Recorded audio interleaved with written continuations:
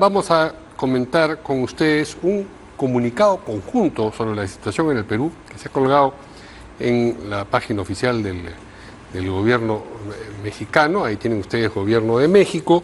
Es un comunicado conjunto de México, por supuesto, Argentina, Bolivia y Colombia.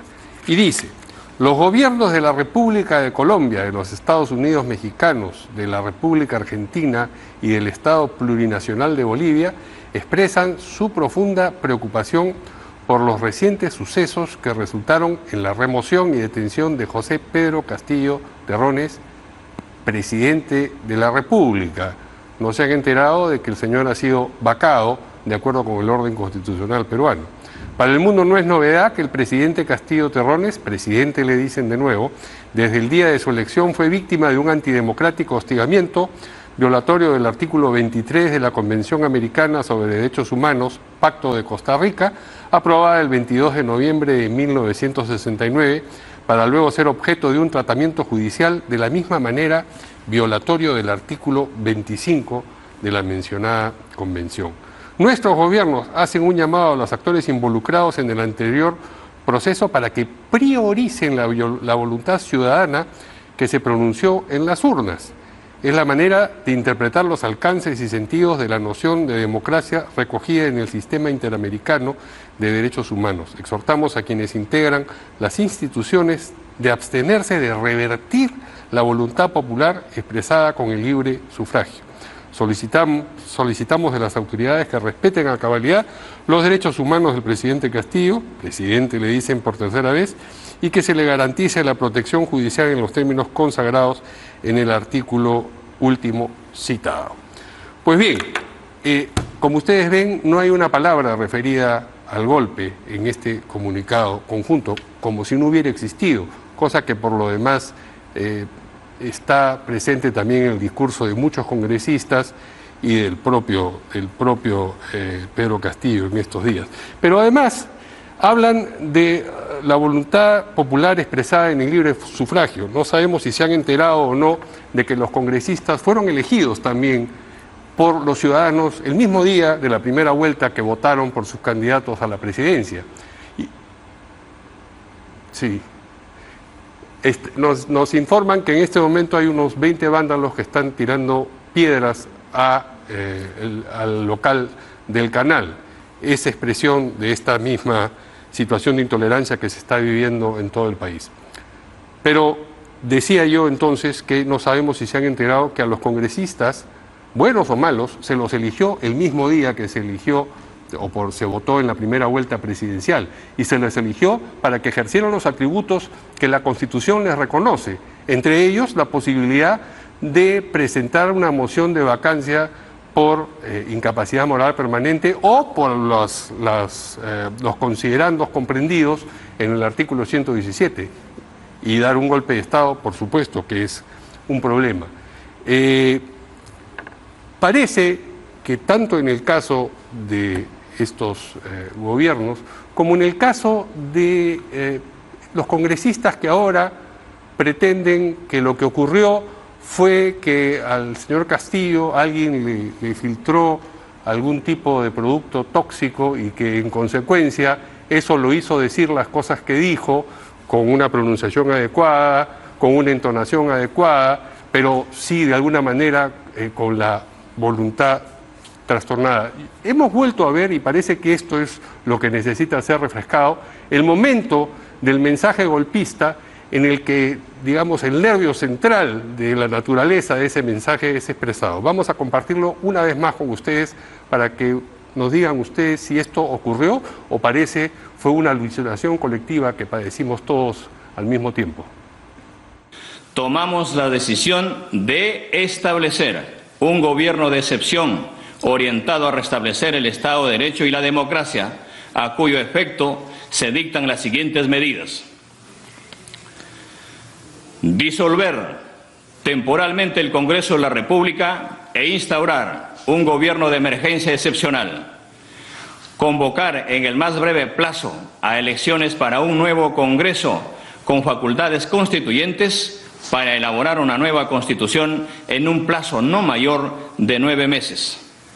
A partir de la fecha y hasta que se instaure el nuevo Congreso de la República, se gobernará mediante decretos ley.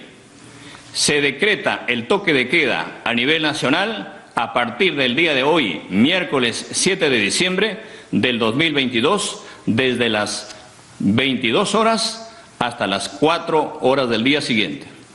Se declara en reorganización el sistema de justicia, el Poder Judicial, el Ministerio Público, la Junta Nacional de Justicia, el Tribunal Constitucional. Eso fue lo que dijo el señor Castillo, no fue una alucinación colectiva.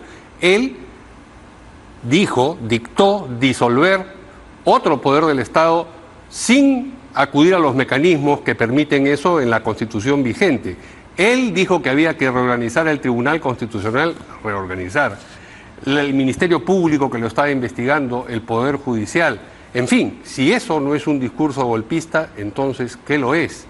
Si de algo estaba intoxicado el señor Castillo en ese momento, era intoxicado de poder, embriagado de poder. Pensaba que podía sencillamente hacer tabula rasa con los límites que le pone la Constitución a él en ese momento y a cualquier otra persona que ejerza la presidencia. Para eso existen las constituciones, para ponerle límites a quien ejerce el poder. Eso es así desde la Carta Magna.